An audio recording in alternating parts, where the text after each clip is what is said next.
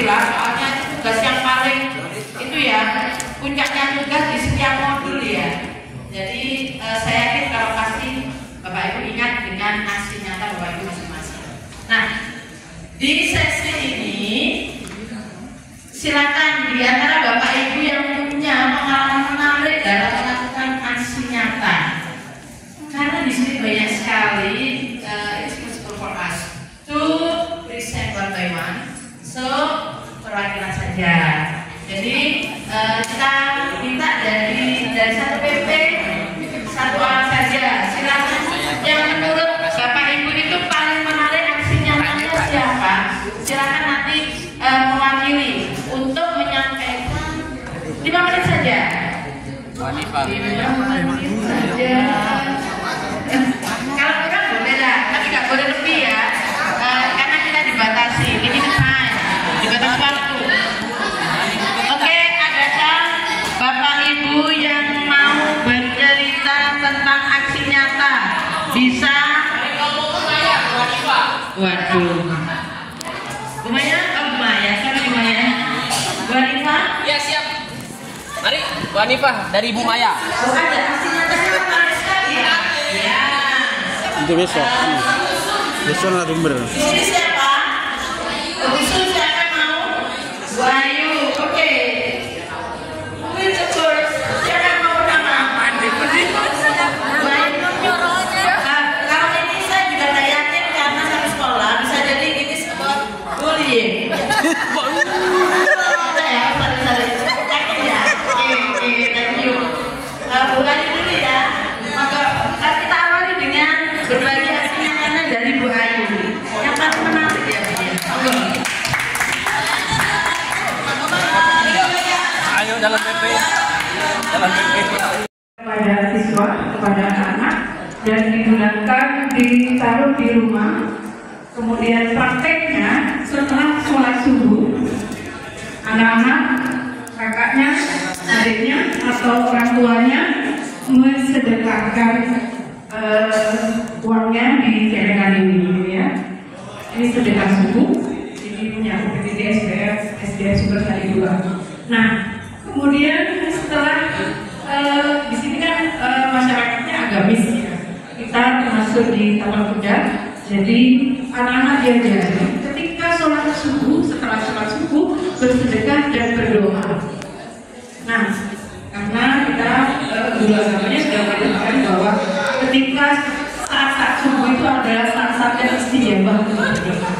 Kemudian ada 2 malaikat yang satu mendoakan jika orang yang bersedekah akan dilabasinya, yang satu malaikat jika tidak bersedekah maka dinamakan kefakiran ya.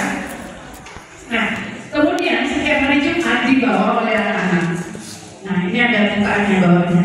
Dikumpulkan kepada guru agamanya dan hasil sedekah subuh ini dikumpulkan untuk pembelian hewan kurban. Nah, kebetulan kemarin saya di SD Sumber Sari 2 itu mulai November dan praktek sedekah subuh mulai Januari. Kemarin sudah mencapai 5 juta sehingga kita buat membeli 2 hewan kurban kambing 5 bulan.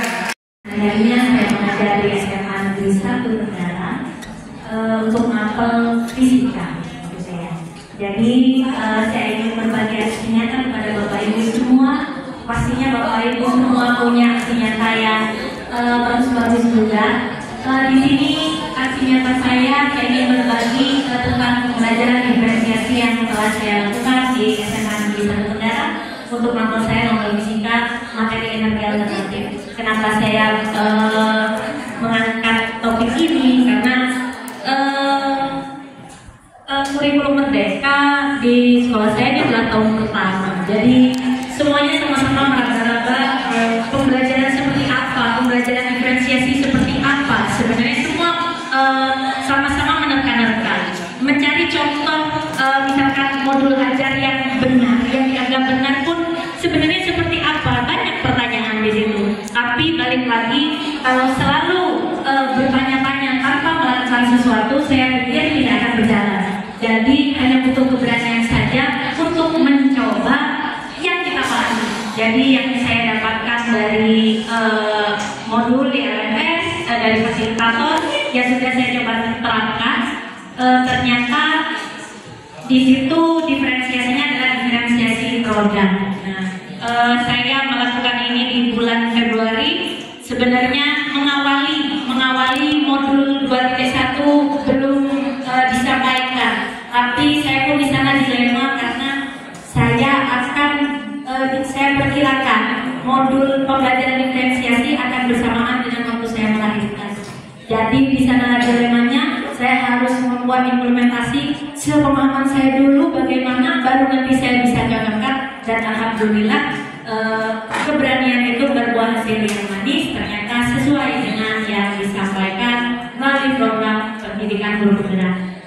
Itu saja yang bisa saya bagi. Sekali lagi saya berterima kasih kepada panitia, dan berkat program guru penggerak saya tahu sebenarnya pembelajaran diferensiasi yang diinginkan Mas Menteri seperti apa. Terima kasih. Wassalamualaikum warahmatullahi wabarakatuh. Ganti nama adalah sekolah kami, jadi itu mungkin ada 11 kali ganti nama. Yang terakhir sekarang adalah SMKPP di Baik Bapak Ibu, ini pengalaman berharga bagi kami juga, mungkin bisa dilakukan, bisa diterapkan di Bapak Ibu. Jadi di SMKPP kami kebetulan ngajar DKK, produk tadi dan kewirausahaan, juga ngajar pangan di tempat kami karena pertanian. Jadi memang cukup luas Bapak Ibu, ada total semuanya 2,5 untuk yang budidaya sekitar 4 hektar. Tapi pada setiap semester karena kita mau budidaya, seluasan saat itu dibagi-bagi, jatuhnya lahannya terbatas. Terus airnya apalagi di musim kemarau itu juga terbatas. Kita buat dari dalam tanah ya, bukan bukan irigasi teknis itu, tapi harus bor. Jadi biaya cukup mahal untuk kita, sehingga saya menginisiatif berkolaborasi dengan beberapa guru, jadi guru PKK, rekan ngapain, kamu memang sendiri, siswanya juga sama, gitu ya. Yuk kita gabung, yang bisa penelitian, lahannya bisa kita manfaatkan, terus airnya bisa terbatas, bisa yang terbatas itu bisa ada solusinya. Berdasarkan itu aset yang ada di sekolah kita yang mengetahui seperti itu, akhirnya kita membentuk tetap budidaya jagung. Kita yang ini adalah tanaman yang budidaya jagung. Namun biasanya bahwa itu kalau petani dari kita kalau budidaya jagung biasanya bagian tertentu ya, biasanya 80, 60 atau 80 atau bahkan dalam barisan biasanya 20 sampai 25 ini. Berbasis seperti BBB gitu ya. Kita teman-teman, yuk kita buat yang berbeda. Akhirnya tetap nanam jagung, tapi jarak tanamnya berbeda, membentuk suatu bentuk tertentu. Ya, kan ini saya kira bapak-bapak ini terutama yang TK sudah tahu ya, karena kalau buat kabirin di atas kertas begitu, mana jalan masuknya, jalan keluarnya itu seperti itu. Jadi bukan salah. Yang ini real, betul. Jadi dibuat sedemikian rupa, pembatasnya itu adalah jagung. Badannya dibuat alur tertentu, ya. Karena yang kita buat labirin, ya, kita desain khusus bagaimana ini konsumen kita yang utama adalah TK sama SD. Itu kita buat topik, sudah kita komunikasikan dengan gurunya. Topik masalah lagi, masalah buah-buahan, hewan, gitu ya. Jika diangkat kalau dia umpamanya topiknya adalah sayuran begitu ya. Sepanjang siswa itu bisa memilih di sayuran, di buah dan lain-lain. Topiknya sayuran, maka di jalur sayuran dia akan keluar lebih cepat. Ya. Tapi kalau dia salah memilih, ya tetap juga bisa keluar juga, tapi jalurnya lebih panjang. Seperti itu. Unsur pendidikannya, edukasinya seperti itu. Yang luar biasanya Bapak Ibu, ini anak dikerjakan bersama-sama dengan siswa, terus ukurannya saya kebetulan jauh lebih besar daripada hanya tanam ini, hanya tanam jagung biasa. Ya saya pikir perhatian tadi yang harganya jatuh, pupuknya mahal, harganya juga cuma segitu. Tapi dengan ini, dengan ada agrowisata, bergabung dengan agrowisata, jadikan paket, ya jadikan paket agrowisata, ini keuntungannya jauh lebih besar. Jadi kita bisa dapat keuntungan panen jagungnya, ya panen jagungnya terus dapat keuntungan tiket. Tiketnya kita khusus kan di SMK Kerjaan Agrowisata. Kita hanya khusus agrowisata yang Idul Adha ini kita ambil 5.000. Sama paket-paket yang lain bisa sampai 15.000. Tapi khusus masuk paket yang saya ini yang cukup 5.000. Alhamdulillah, ya kemarin kata ada Martin di akhir semester yang perkenalkan, nama saya Muhammad Nasibi dari SDN Saya ada video. Jadi saya ditunjuk suruh mempresentasikan aksi nyata berkembang kami ya, ketawa-ketawa ya, tidak apa-apa. Pengalaman saya untuk memberikan presentasi tentang aksi nyata saya di modul 3.3 di mana pengelolaan program yang berdampak pada siswa. Di sini pertama-tama ketika program ini dilaksanakan, sebelum dilaksanakan, saya tentunya berdiskusi dengan siswa-siswa saya sesuai dengan petunjuk yang sudah dijelaskan pada modul 3.3, yaitu menampung aspirasi dari siswa, yaitu voice itu ya. Di sana ada suatu kesepakatan bersama dengan siswa ketika setelah selesai ujian sekolah UTS atau ujian akhir sekolah, ada waktu yang bisa kita gunakan, waktu luang yang bisa kita gunakan. Saya disepakati bahwa kita akan mengadakan jual-jualan gitu ya. Kalau anak-anak suka jual-jualan ya. Nah, akhirnya kita sepakati dikasih nama market day. Di situ saya membawa aspirasi itu pada ibu kepala sekolah kami dan didukung ternyata, dan juga berusaha menghubungi wali murid dan ternyata juga mendukung juga gitu. Dan alhamdulillah hasilnya begitu luar biasa. Orang tua murid sangat mendukung, barang-barang yang dijual juga banyak. Anak-anak dengan tujuan anak-anak membangun jiwa entrepreneurship atau kewirausahaan dan juga membangun karakter jujur, disiplin ya. Selain itu juga anak-anak bisa belajar berbagai macam ilmu di situ, di mana ada ilmu pengetahuan sosial, ada matematika, PKN masuk juga di sana.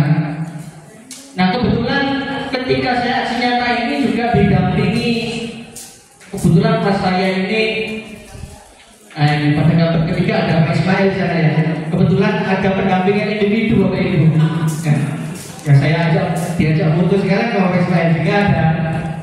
Itu ada Pak Ismail di sana. Dan alhamdulillah juga ketika pelaksanaan market day ini, selain banyak barang-barang yang dijual, ternyata jualannya laku keras Bapak Ibu. 1 jam kompes ya. 1 jam habis. Nah, itu tidak terlepas dari dukungan dari orang tua. Dan untuk produksi tidak anak-anak sendiri yang buat, tetapi kolaborasi dengan orang tua. Sehingga dari rumah mungkin orang tuanya dibantu dengan anaknya berkolaborasi untuk membuat bahan-bahan yang akan dijual, boleh makanan, boleh minuman atau yang lain. Yang penting harganya juga sudah disepakati bersama, terjangkau ya.